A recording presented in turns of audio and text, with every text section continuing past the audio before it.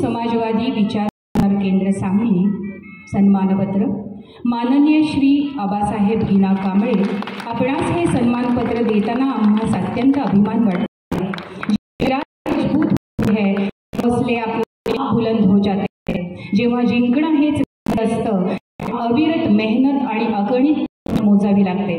छत्रपती शिवाजी महाराजांचा आदर्श व त्यांच्याकडून प्राप्त झालेली जाज्वल्य शौर्याची परंपरा मातीत राबणाऱ्या मराठी जनामनात कायम राहावी म्हणून शौर्य, क्रीडा, कृषी प्रतिष्ठानच्या माध्यमातून सोलापूर जिल्ह्यातील मोहोळ तालुक्यातील अनेक माळावर आपण बाजी सैनिक केले आहे व माध्यमातून सैनिक शिक्षणासह शारीरिक, बौद्धिक, मानसिक दृष्ट्या आणि राष्ट्रीय घडवण्याचे कार्य करतात। महाराष्ट्र स्वप्न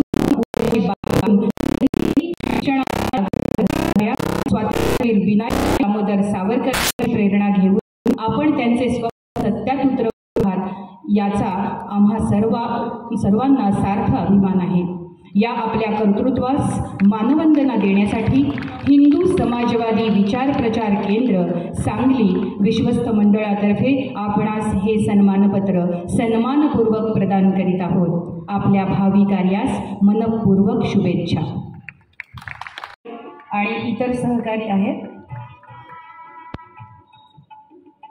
खरं तर हवालदार शहाजी पाटील यांना बोलण्याची इच्छा होती, पण आपला कार्यक्रम लांबल्यामुळं आपण या कार्यक्रमामध्ये अध्यक्षीय मनोगत आणि त्या शहाजी पाटील यांचं मनोगत जे आहे याला आपण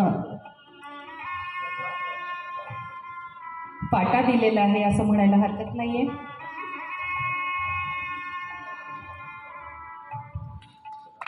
सांगली जिल्ह्याच्या आजूबाजूच्या परिसरातील सगळे मराठा रेजिमेंटचे नायक म्हणायला हरकत नाही, ते सरांना भेटण्यासाठी आणि त्यांचा सत्कार करण्यासाठी इथं उपस्थित झालेले आहेत।